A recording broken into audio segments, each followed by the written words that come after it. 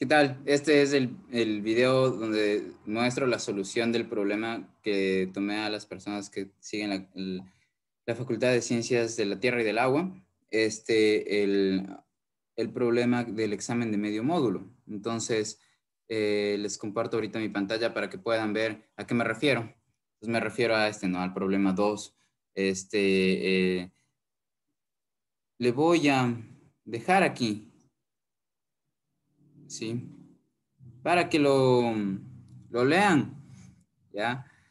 Igual ustedes también ya tienen el problema, me imagino, descargado en alguna parte, ¿no es cierto? Eso, entonces, porfa, leanlo. Ya, como está largo, sí, sí. Entonces, ahorita que les digo pongan pausa y léanlo, pongan pausa y léanlo porque ya voy a dejar de compartir la pantalla, ¿ya? Para empezarles a explicar cuál sería la solución, ¿sí? Entonces, léanlo, póngale pausa. Entonces, ahorita imagino que ya le quitaron la pausa, ya leyeron, entonces ya saben qué es lo que va a pasar, ¿no? Que es más o menos tienen una idea de que vamos a resolver. Miren, lo que está aquí, ¿no es cierto? Es su sistema de ecuaciones diferenciales que vamos a resolver, ¿sí? Entonces, este es el volumen que está en el repositorio, ¿no es cierto? Este es la cantidad de fluido de desechos, en este caso, que entran, ¿no es cierto? Esto, digamos, de aquí es la cantidad de volumen que sale, ¿no es cierto? Entonces, esto de aquí es la función de volumen saliente, ¿sí? Esto de acá es el área que se agrieta, por el cual empieza a fluir y del contenedor se empieza a filtrar, ¿no es cierto? Nuestra cantidad de fluido. Además, miren aquí, este es el área suavita, ¿no? El área que se empieza a suavizar cuando entra, digamos, el fluido al contenedor, el fluido de los contaminantes, ¿no es cierto? Esta A es el A de la grieta, el área de la grieta, ¿no es cierto? Ya, y aquí está la tercera ecuación, ¿no es cierto? Donde yo les decía que aumenta, hay una variación positiva, digamos, hay un aumento del área que se suaviza a medida de que hay más volumen que está ingresando a lo que está siendo contenido, ¿no? En nuestro repositorio. Y además de todo esto, les había mencionado que tenemos para distintos tiempos, ¿no? Para el tiempo 0, 0, 5, 1 y 1, 5, habíamos tomado la posición en el tubo, ¿no? En el tubo, aquí está un tubo por el que está fluyendo cierto contaminante y la cosa es que entra a un reservorio de este fluido, ¿sí?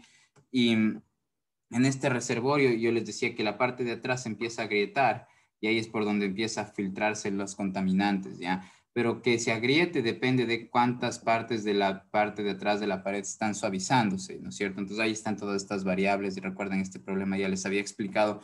De hecho, les expliqué antes de tomarles este problema en el repaso para el examen, así que pilas. Ya, ahora, miren esto de aquí, es justo, alguien se para por acá, ¿no es cierto? Y alguien está parado por aquí y toma de alguna manera, ¿no? Tiene la forma de decir, bueno, para el tiempo tal estaba acá el frente del fluido, ¿no? Para el siguiente tiempo el fluido avanzó y ahora está acá, ¿sí? Entonces esta persona tiene una forma de medir eso. Imagínense que esta parte del tubo es justo transparente para poder hacer eso, ¿ya? Entonces, con eso en mente, lo que les había mencionado es que, miren, nosotros necesitamos, en nuestro sistema de ecuaciones necesitamos conocer la función E, porque digamos nuestras variables, lo que es desconocido está en la parte derivada, ¿no?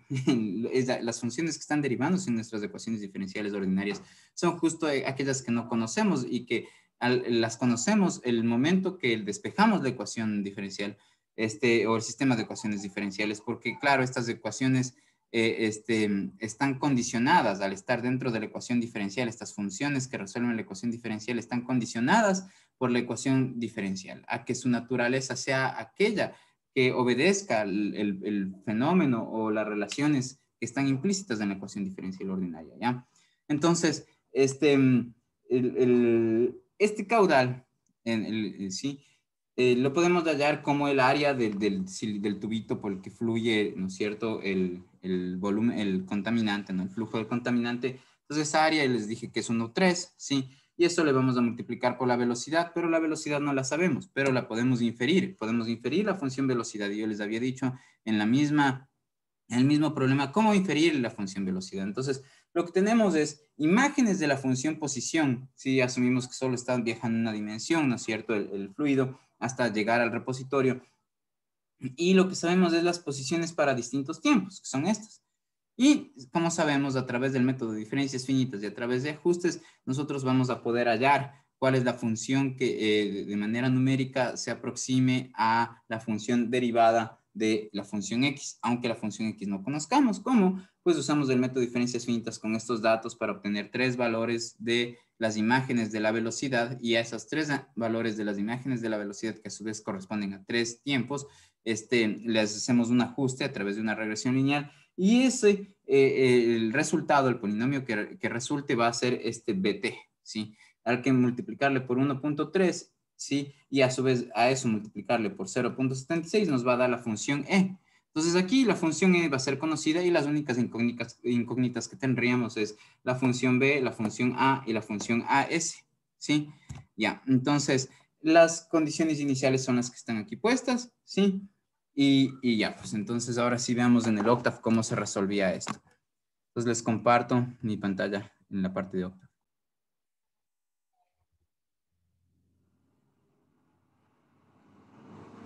Entonces ahora ya están viendo, digamos, el comando en Octave, el código en Octave que nos permite resolver, que nos permitirá resolver ese problema, ¿ya? Entonces, como les menciono, bueno, necesito yo ingresar en un vector, en este caso el tiempo, los nodos temporales que tengo. Aquí hice un vector de tiempo que después lo voy a usar, porque para cada uno de estos valores de tiempo va a corresponderles un valor de velocidad que voy a hallar a través del método de diferencias finitas.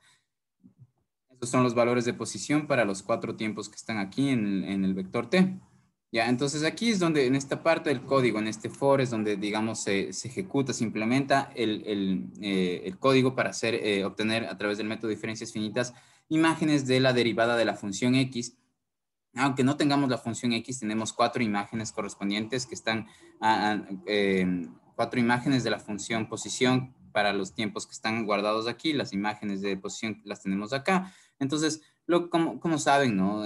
Para obtener el valor de la velocidad para el instante inicial, en este caso 0, entonces lo que haríamos es, digamos, reemplazar ese valor, esa imagen, le voy a hacer parte de un vector b, un vector v, donde, digamos, el primer elemento, es decir, cuando la i aquí toma el valor 1, va a ser, digamos, lo que resulte de ejecutar esta fracción. Esta fracción tiene en el numerador las imágenes de la posición para el tiempo 1, en este caso, cuando el i se haga 1, y para el tiempo 2, ¿sí? Para, digamos, miren, aquí la posición correspondiente al tiempo 1 justo está en el puestito 1, ¿no? La posición correspondiente para el siguiente tiempo, para el tiempo 2, que en este caso va a ser el valor 0,5 segundos, digamos, ¿sí? Está en el segundo elemento. El tercer elemento del vector posición corresponderá al tercer elemento temporal, que en este caso es el segundo 1. Entonces, lo que hago es llamarles a esas imágenes de la función posición, ¿no es cierto? Al que corresponde para el tiempo posterior 0,5, posterior con respecto al tiempo 0, el 0,5 si es posterior, ¿sí? Y pongo asimismo en el numerador la imagen ahora correspondiente al tiempo presente, que en este caso sería el tiempo 0, ¿sí? Entonces, esto está sucediendo ¿para cuándo? Para cuando el índice i toma el valor 1, ¿no? Si el índice i toma el valor 1, yo tendría aquí que voy a guardar en el primer elemento del vector v lo que resulta esta fracción, pero esta fracción se convierte en x paréntesis 2 menos x paréntesis 1 sobre 0,5, pero x paréntesis 2 es justo coger el elemento 2 de posición que corresponde para el tiempo 0,5 de posición, y el rato que escojo x1, coge el primer elemento de posición, que es el elemento, es la posición que va a tener el frente de mi fluido para el tiempo 0, ¿sí? Y así se obtiene el primer elemento, ¿no es cierto?, en mi vector b, que es la primera imagen de la velocidad. De ahí voy a tener la velocidad, la imagen de la velocidad correspondiente al tiempo 0,5 y la imagen de la velocidad para el tiempo correspondiente al segundo 1, ¿sí? ¿Ya? ¿Por qué o cómo? Porque eso depende del orden, digamos. Cómo sabe el Octave que estoy analizando para esos tiempos las posiciones, pues todo está en el orden que se le da, ¿ya?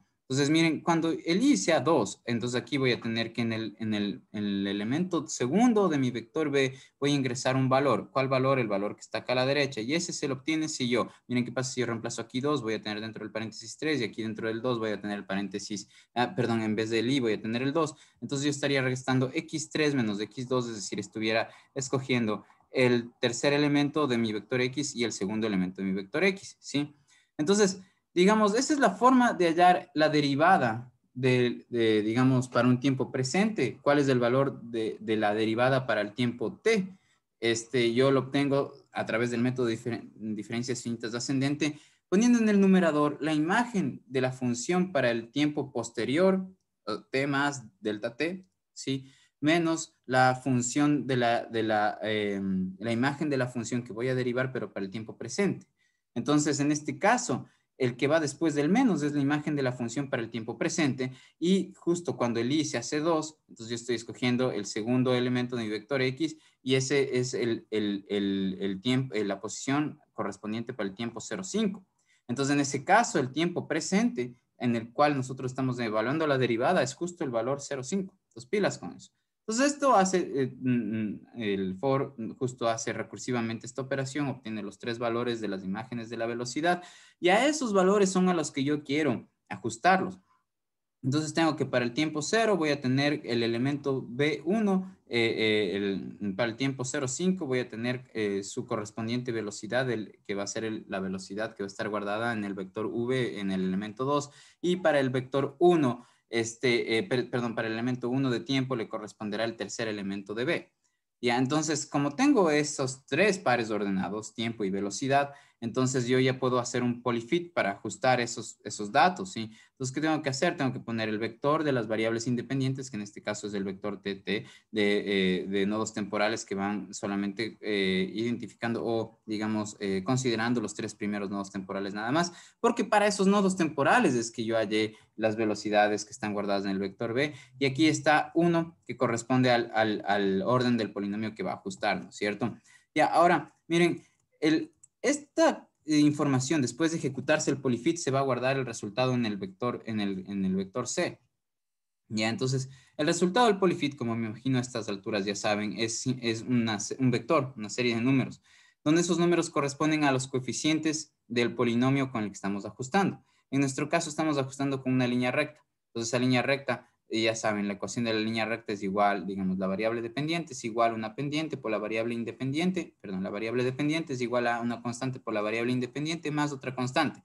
Entonces, esas dos constantes que mencioné son las que van a estar guardadas en C, ¿sí? Que en pocas van a ser la pendiente y el intercepto, esas constantes, ¿sí? Me refiero a lo siguiente, ¿no? Me refiero a que, digamos, su función con la que están ajustando es un polinomio que tiene esta forma, ¿sí? Entonces, lo que hace el polyfit es darnos de resultado este número y darnos de resultado este número, ¿sí? Entonces, el primer elemento que está guardado en el vector C del octave va a ser la pendiente, y el segundo elemento que va a estar guardado en el C del octave va a ser el intercepto, ¿ya? Porque estos coeficientes los guarda como que en la medida que aparecen cuando uno los pone desde el exponente mayor al polinomio hasta el menor, ¿sí? Entonces aparecen, digamos, el primer elemento que vamos a mostrar es desde el que corresponderá o el que tiene la función de ser la pendiente, y el otro va a ser el del intercepto, ¿sí? Ya, entonces, en ese sentido, el C1, cuando yo quiero escribir el polinomio en forma de función, miren, el polinomio que corresponde a la velocidad, ¿sí? Esta es la velocidad con la que fluye por el tubo, ¿no es cierto? Este fluido de contaminantes, ¿no es cierto? Entonces, este de aquí es justo la pendiente, como les digo, el primer elemento del vector C, ¿sí? Y le multiplico por t, porque claro, como les mostré aquí en la pizarra, tengo que poner ese coeficiente multiplicado por la variable independiente, pero en este caso la variable independiente es el tiempo, y luego pongo el segundo elemento del vector C, ¿sí? Ya, ahora esto de aquí ya es una línea recta que corresponde a la velocidad del frente de mi flujo de contaminantes. Si yo le multiplico a eso por el área, entonces lo que tengo es el caudal, entonces genero la función caudal, ¿sí? Después de generar la función caudal, pues ya puedo generar la función E del volumen que entra al repositorio de contaminantes, ¿no es cierto? Y lo escribo como una función manual. Entonces, en este caso, según habíamos visto, era justo 0,76 por el caudal, ¿no? Este E. Entonces, por eso lo pongo aquí así. Y de ahí finalmente lo que hago es programar. Miren, programo estas tres ecuaciones de aquí de la derecha, ¿no? Digamos, el lado derecho de esta ecuación diferencial, el lado derecho de esta ecuación diferencial y el lado derecho de esta ecuación diferencial de ¿dónde estás? Por acá ya debe aparecer, ¿sí? Entonces, el lado derecho, esos lados derechos de estas ecuaciones diferenciales van a corresponder a la primera, segunda y tercera fila de un vector que a su vez es una función, ¿sí? Entonces es nuestro campo vectorial o nuestra función vectorial, ¿sí?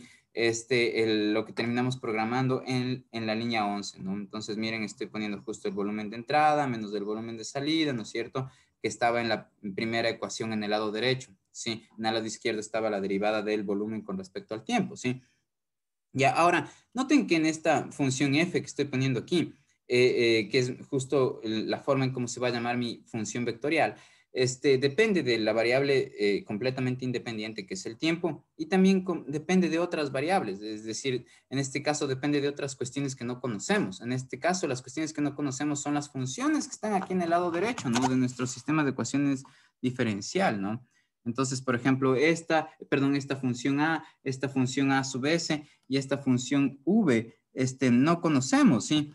Entonces, yo les pongo nombres, digamos. En el vector R, ¿sí? Su primer elemento va a corresponder, digamos, al v, ¿sí? El segundo elemento del vector R corresponde a mi función A, del área que se agrieta, ¿sí? Y el tercer elemento de la función R corresponde al área suavizada, ¿sí? Entonces, en ese sentido, uso esa notación para reexpresar el lado derecho, ¿no es cierto?, de mis ecuaciones diferenciales ordinarias. De manera que miren aquí, el primer elemento de este vector, que a su vez es función, ¿no es cierto?, es el ET, ¿sí? La función E evaluada en T, que yo ya le definí acá arriba, ¿sí? Entonces, por eso el octave ya la puede usar, digamos, en la línea 11. ¿Por qué? Porque está definida en la línea 10, ¿sí? Y está definida como una función manual y simple. Y no es que pongo, miren, cuando le llamo, cuando le convoco a una función dentro de otra función. Porque aquí la función f le está llamando a la función e. Cuando le llamo, tiene que ir no solo el nombre de la función que estoy llamando, sino evaluada en t, ¿no? Paréntesis t, como está aquí. Ya, entonces luego menos 0.85 R2. Este R2, recuerden, el segundo elemento del vector R es justo la función A, ¿no? La función área por la que se agrieta, por la que empieza a filtrarse el contaminante, ¿no? Entonces, ya, como ustedes ven, estoy simplemente escribiendo el lado derecho de la ecuación con la notación que acabo de mencionar. Y finalmente uso el O de 23. Entonces, para usar el O de 23, digamos, lo que quiero es que el resultado del O de 23 me lo exprese tanto dándome un vector t, que va a ser este intervalo temporal que puse aquí, dividido como el octavo más le parezca conveniente para realizar o resolver la ecuación diferencial. ¿Sí? Entonces, el intervalo de 0 a 5 se lo divide de manera óptima para poder resolver la ecuación diferencial. Y el U es una matriz, ¿sí? Cuyas columnas tienen los valores de nuestras funciones que están en estas ecuaciones diferenciales. Entonces va a tener el valor de v, va a tener el valor de a y va a tener el valor de as. Entonces el valor de v lo va a tener en la primera columna, el de a en la segunda columna y el valor de a su vez en la tercera columna, ¿sí? Y digamos, cada una de esas filas, porque una columna tiene varias filas, cada elemento de esa columna es el valor que va a tener. Por ejemplo, si tomo la primera columna, voy a tener los valores de B, es el volumen que está en el, digamos, contenido en el reservorio de contaminantes, ¿no es cierto? Ese volumen en la primera fila va a estar el volumen que hay en el tiempo cero. En la segunda fila de la primera columna, donde van a estar todos los volúmenes V, en la segunda fila va a estar la cantidad de volumen para el siguiente tiempo.